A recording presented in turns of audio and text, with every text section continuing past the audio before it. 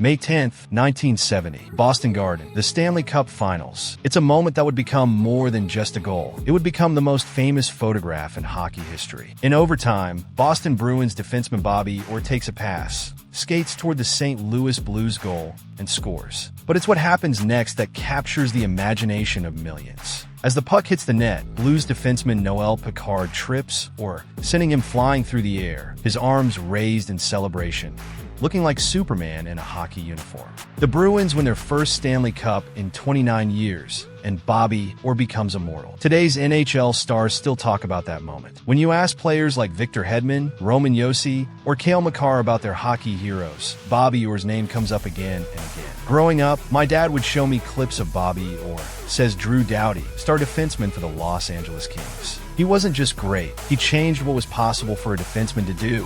Before Orr came along, defensemen had one main job: stay back and protect the goal. They were the guardians, not the attackers. If you were a defenseman who liked to score goals, coaches would quickly remind you to stay in your lane. But Bobby Orr didn't believe in lanes. He saw the entire ice as his playground, and in doing so, he didn't just bend the rules of hockey, he rewrote them completely. When people talk about revolutionaries in sports, they usually point to people who change how the game is played. Babe Ruth changed baseball with a home run. Michael Jordan changed basketball with his aerial artistry. And Bobby Orr? He changed hockey by turning defense into offense, by showing that the best defense could actually be a brilliant offense. He proved that a defenseman could be the most exciting player on the ice, the one who made fans jump out of their seats. The early years, in the small town of Parry Sound, Ontario, where winter's grip holds tight and frozen ponds become natural rinks, Bobby Orr's story began. Born in 1948, he wasn't just another kid playing hockey.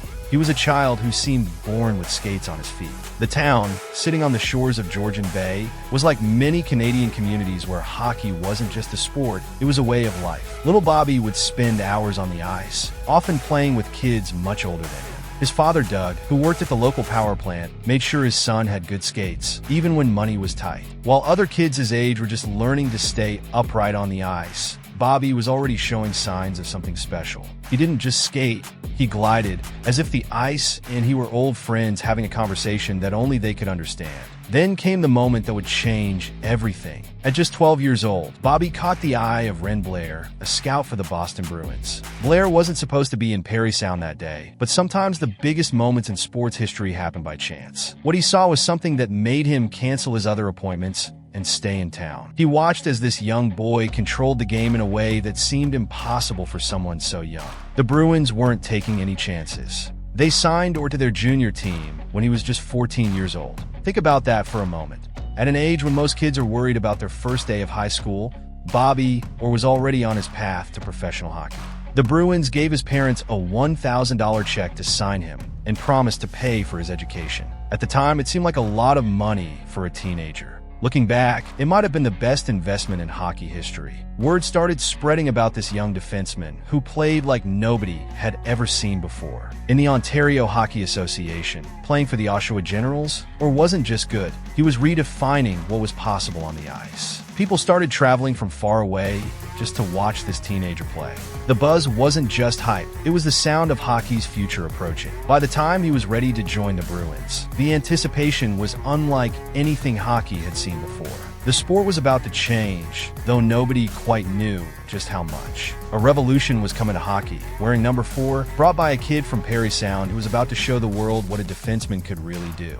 Revolutionizing the position. When Bobby Orr stepped on a Boston Garden ice for his first NHL game in 1966, defensemen were like traffic cops. They directed play and stopped opposing players, but they rarely joined the attack themselves. The position had strict unwritten rules. Stay back, keep it simple, and leave the scoring to the forwards. But Orr had different ideas about what a defenseman could do. From his first game, Orr showed that he wasn't going to play by the old rules. His skating was unlike anything hockey fans had ever seen. He could go from standing still to full speed in just a few strides, and he could stop and change direction so quickly that opposing players often found themselves skating into empty ice where Orr had been just a split second before. But it wasn't just his skating that made him special. Orr had an uncanny ability to read the game, almost like he could see plays developing before they happened. When he got the puck, instead of making the safe play and passing it to a forward, he would often take off up the ice himself. He turned defense into instant offense, creating scoring chances out of nowhere. The numbers he put up were unthinkable for a defenseman. Before, or if a defenseman scored 10 goals in a season, that was considered very good. In the 1968-69 season, just his third year in the league, Orr scored 21 goals and added 43 assists, numbers that made people around hockey do a double take. But he was just getting started. Other teams didn't know how to handle him, put too much pressure on him, and he'd slip past you like you weren't even there. Give him too much space, and he'd wind up and take one of his rocket-like shots. Play him normally, and he'd find a teammate with a perfect pass that nobody else would even think of trying. Coaches around the league started looking for their own Bobby Orr, but they quickly realized there wasn't another one out there. Still, his influence was immediate. Young defensemen started practicing their skating more,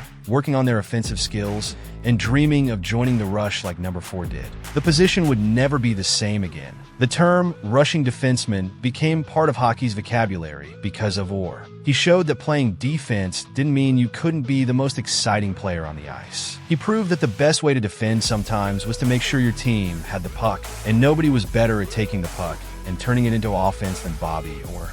The peak years, 1969 to 1975. If Bobby Orr's early years showed hockey what was possible, his peak years from 1969 to 1975 showed hockey what was magical. During this stretch, he didn't just play hockey.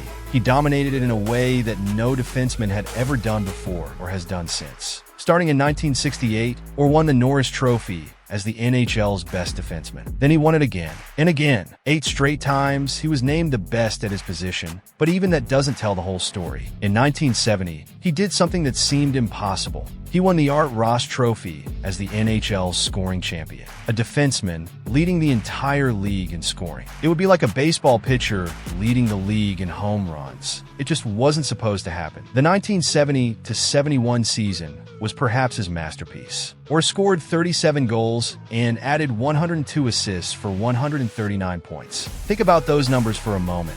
139 points as a defenseman. Many great forwards don't reach those numbers, and Orr did it while playing defense. He won the Hart Trophy as league MVP that year and would win it 3 years in a row. During these peak years, the Boston Bruins became nearly unstoppable. They won the Stanley Cup in 1970, remembered for Orr's famous flying goal, and again in 1972.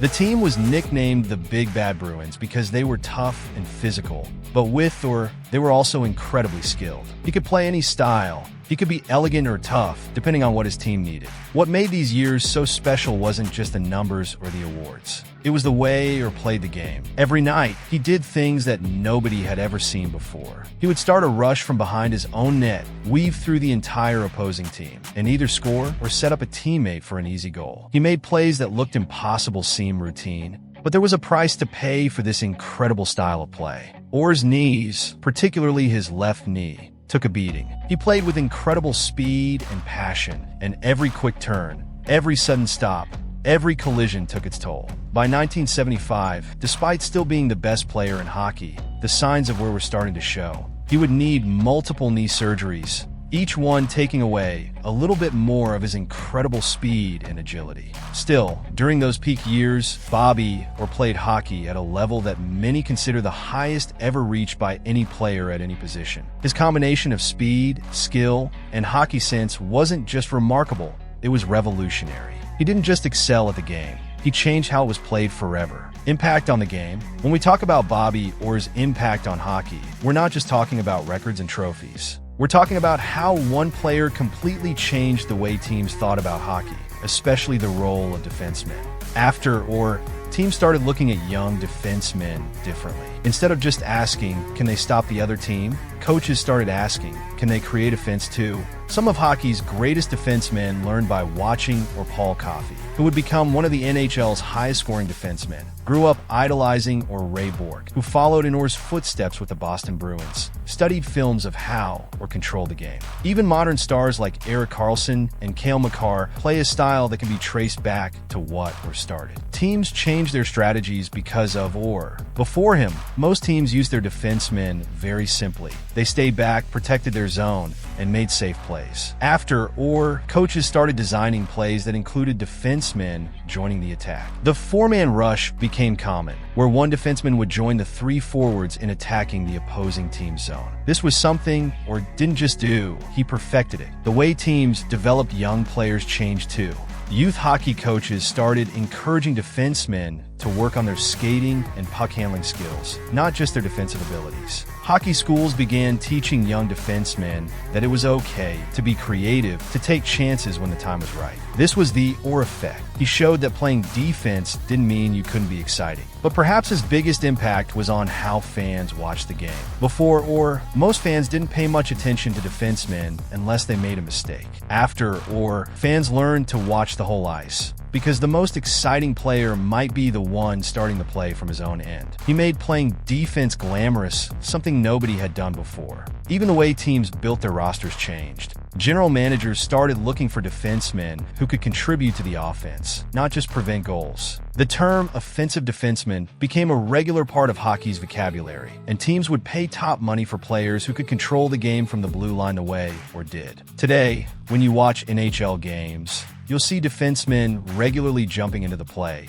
carrying the puck up ice, and even leading their teams in scoring. Every time you see a defenseman score a spectacular goal or make a creative play, you're seeing Bobby Orr's influence on the game. He didn't just change how defensemen played, he changed how everyone thought about what was possible in hockey. The human element, beyond the records and the revolutionary style of play, there was something special about Bobby, or the person that made him even more remarkable. In Boston, he wasn't just a hockey player, he was family. His teammates didn't just respect him, they loved him. Phil Esposito, another Bruins legend, often said that Orr was the most unselfish superstar he ever played with. Despite his incredible success, Orr remained the same humble kid from Parry Sound. He shared credit for goals, stayed after practice to sign autographs, and treated everyone, from the Garden's janitors to the team owner, with the same respect. The fans in Boston saw this, and it made their connection with him even stronger. He wasn't just their best player, he was one of them. But beneath this perfect story, there was heartbreak brewing.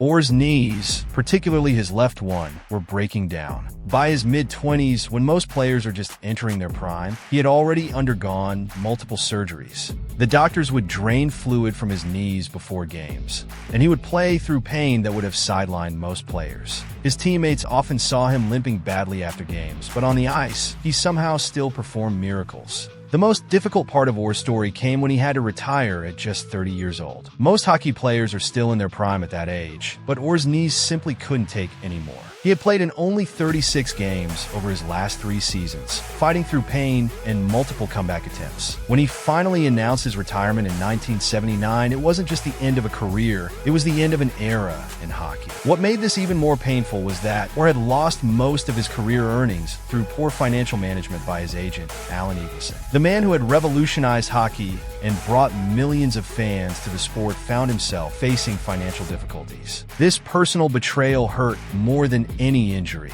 but true to his character, Orr handled it with dignity. The way Orr dealt with these challenges showed the same grace he had displayed on the ice. He never became bitter about his shortened career or his financial setbacks. Instead, he focused on giving back to hockey, working with young players, and staying involved with the game he loved. He became a successful player agent himself, determined to protect young players from the kind of exploitation he had experienced. The human side of Bobby Orr's story reminds us that even legends face real-world challenges. His career was shorter than it should have been, but in those brief years, he showed not just athletic greatness, but also the kind of character that turns a sports hero into a lasting role model.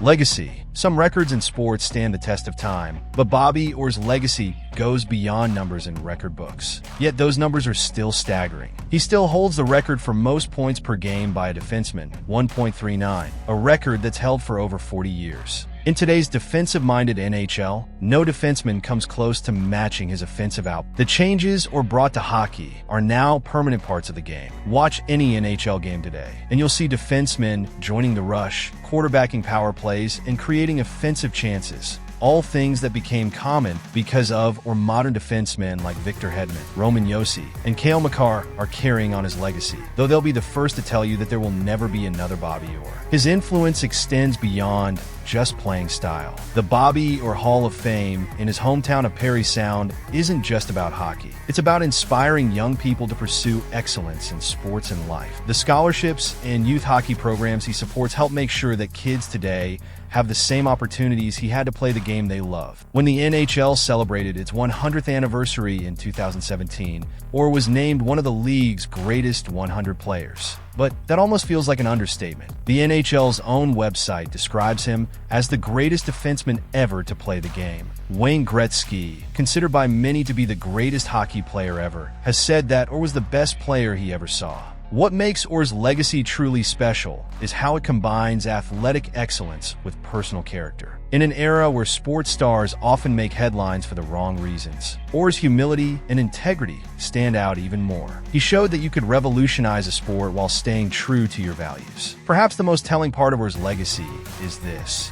Decades after his retirement, when people talk about the perfect defenseman, they still say, he plays like Bobby Orr. There's no greater compliment in hockey. That flying goal in 1970, captured in the most famous hockey photograph ever taken, wasn't just a moment. It was a symbol of how Bobby Orr lifted the game to new heights. Today, at age 75, Orr remains involved in hockey, though more quietly now. He still shows up at Bruins games, still mentors young players, and still carries himself with the same humble dignity that made Boston fall in love with that teenage defenseman from Parry Sound all those years ago. In the end, Bobby Orr's greatest legacy might be this. He showed that one player could change not just how a game is played, but how people think about what's possible in sports. He proved that defense could be beautiful, that innovation could respect tradition, and that greatness on the ice could be matched by grace off. That's why Bobby Orr isn't just the greatest defenseman in NHL history. He's one of the greatest athletes in any sport in any era.